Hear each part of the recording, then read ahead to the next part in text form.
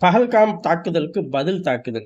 எல்லா வகையிலயும் இந்தியா குடுத்திருக்குங்கிற தகவல் தான் இப்ப அடிச்சு கிளம்ப ஆரம்பிக்குது. காரணம் என்ன அப்டின்னா, பாகிஸ்தான பொறுத்தவரையும் அந்த பஹல்காம் தாக்குதலுக்கு பதில் தாக்குதல் தொடுப்போம் அப்டின்னு சொன்னோனே பெரிய அளவுல 2, 3 விஷயங்கள் செஞ்சாய்ங்க. ஒண்ணு என்ன அப்டின்னா, எப்பயும் செய்ற வீணா போன விஷயங்கள் எல்லைகள்ல கிராஸ் ஃபயர் அத விட்டுருவோம்.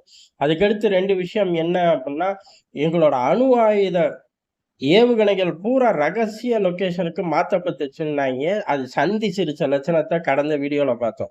அதுக்கடுத்த ஒரு முக்கியமான விஷயம் என்ன அப்டின்னா, ஏறக்குறைய அரபிக்கடல்ல லைவ் ட்ரில் நாங்களும் நடத்துறோங்கிற பேர்ல 2 மிசைல்கள தட்டி விட்டார்கள். ஆனா, இந்தியாவோட கடற்படை அப்படிங்கிறது அதுக்கப்புறம் பெரிய அளவுல அங்க உட்கார்ந்து லைவ் ட்ரில்ங்கிற பேர்ல உட்கார்ந்து தினமும் நாள்தோறும் நிமிடந்தோறும் அடிச்சுக்கிட்டு இருந்துச்சு.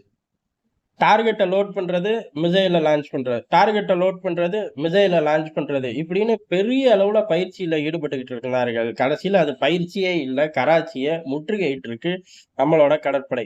இந்தியாவ பொறுத்தவரை அஃபிஷியலா அத சொல்லல.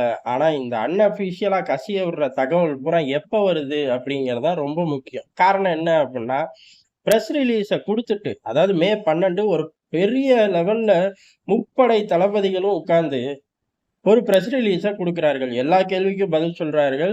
அதே மாரி எல்லா கேள்வியிலயும் ட்விஸ்ட் அண்ட் டர்ன்ஸா அவர்களே ட்ரிகர் பண்ணி விட்டார்கள். அப்படி டீட்டெயிலா ஒரு பதில் குடுத்ததுக்கு அப்புறம், அந்த 12ஆம் தேதிக்கு அப்புறம் 13, 14 பூரா காட்டுத்தீ மாரி நடந்த சம்பவங்கள் பூரா ஜெனரேட் ஆக ஆரம்பிக்குது. அதுல முக்கியமானது 2 அப்படின்னு இப்போதைக்கு லோட் பண்ணப்பட்டிருக்கு. 1 அணு ஆயுத கசிவு.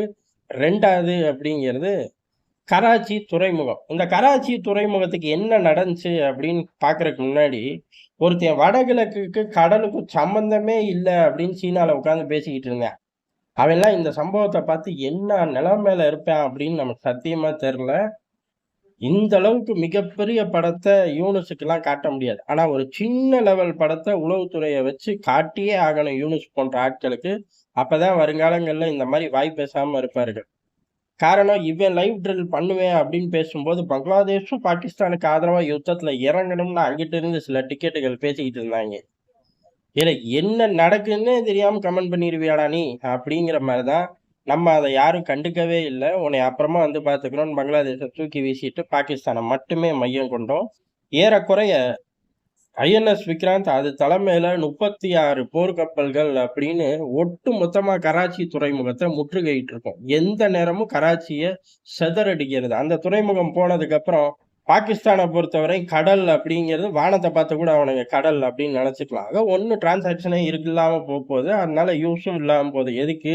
சிவிலியனுக்கும் சரி, ராணுவத்துக்கும் சரி. அப்படி ஒரு சம்பவத்த பண்ணிருவோம். மீண்டும் கட்டமைச்சு எழுப்புறது அப்படிலாம் நினைச்சு கூட பாத்துறாத அப்படிங்கிறது தான் இந்தியாவோட முற்றுகைக்கு காரணம். இன்னொன்னு இதுல என்ன அப்டின்னா, நம்ம போய் அடிச்சு, துவைச்சு, சிதறடிக்கலாம் ஒரு பெரிய விஷயம். அத தாண்டி முற்றுகையிட்டுட்டோம் அப்டின்னாலே, பெரிய அளவு வர்த்தக கப்பல்களுக்கு வேலை இல்லாம போயிரும்.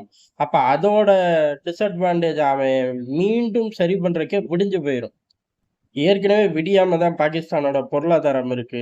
இவ்வளவு பெரிய சம்பவம் ஏறக்குறைய அடுத்த வினாடி, அதாவது பிரஸ் ரிலீஸ்ல நல்லா கவனிச்சோம்னா தெரியும். கடல்ல ஃபுல் ஆதிக்கத்த இந்தியா தான் கண்ட்ரோல் பண்ணிக்கிட்டு இருக்கு அப்படின்னு சொல்லியிருக்கோம். அதே சமயம் அவர்கள் சின்னதா ஏதாச்சும் ஒரு ரியாக்ட் தான். பண்ணா கூட என்ன மாரியான விளைவுகள் அப்படிங்கிறத அவர்கள் கண் முன்னால காட்டிக்கிட்டு இருக்கோம் அப்படிங்கிற சாராம்சத்தோட சொன்னார்கள். இந்த கண் முன்னாடி காட்டுறது அப்படிங்கிறது ஏறக்குறைய தயார் நிலை தான்.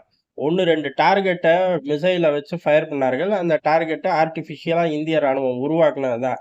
ஆனா அந்த 1, 2 உருவாக்கி தாக்குனதோட சக்சஸ் ரேட் அப்படிங்கிறது கராச்சி துறைமுகம் தான். எப்படி நின்னாலும் தடுக்க முடியாது அப்படின்னு பாகிஸ்தானுக்கு கடல்ல நம்மளோட கடற்படை நின்னு பேசி புரிய வச்சிருக்கு அப்படிங்கிறது தான். இந்த நின்னு பேசி புரிய வச்சிருக்கு அப்படிங்கிறது சில பல மிசைல்கள கராச்சிய நோக்கியே விட்டிருக்கார்கள்.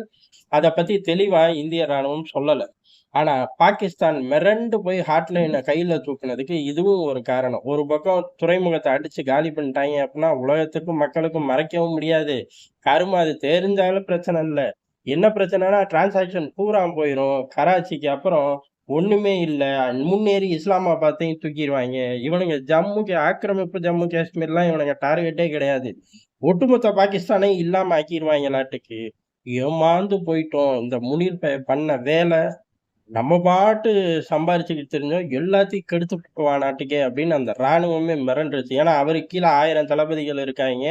அவனுங்களோட வண்டி பூரா ரெகுலரா ஓடிக்கிட்டு இருக்கிறது, இவர் தடுத்துட்டார் அப்படிங்கிற சலசலப்பு பாகிஸ்தான் ராணுவத்துக்குள்ளேயே ஏற்பட்டுருச்சாமா. ஆமா, இவரு செஞ்சு போயிருவாரு. மிஞ்சி போனா இன்னும் ஒரு எக்ஸ்டென்ஷன் கிடைக்குமா? அதுக்கடுத்து கிடைக்குது அப்படின்னா, அவனுங்களே ஆசிம் முனிர போட்டு தள்ளிருவாய்ங்க. இதுக்கு நடுவுல இம்ரான் கான் வந்தா கதையே வேற. ட்ரம்போட மனசு மாறுனா கதையே வேற. இதுக்கு நடுவுல இந்தியா ஆக்ரோஷத்த காட்ட ஆரம்பிச்சா, டோட்டல் கதையே வேறங்கிற மாரி ஆயிப்போச்சே! அப்படின்னு பதட்டத்தோட உச்சத்துல இருந்திருக்காய்ங்க. நம்ம பாகிஸ்தான் அணு ஆயுதத்த நோக்கி நம்மளோட மிசைல் பாய்ஞ்சதும், இந்த பக்கம் கராச்சிய நோக்கி மிசைல் பாய்ஞ்சதும் தான், பதறி போய் ஹாட்லைன தவ்வி பிடிச்சு தூக்கி வெள்ளை கொடிய நீட்டியிருக்கு பாகிஸ்தான் அப்படிங்கிறது எதார்த்தமான உண்ம.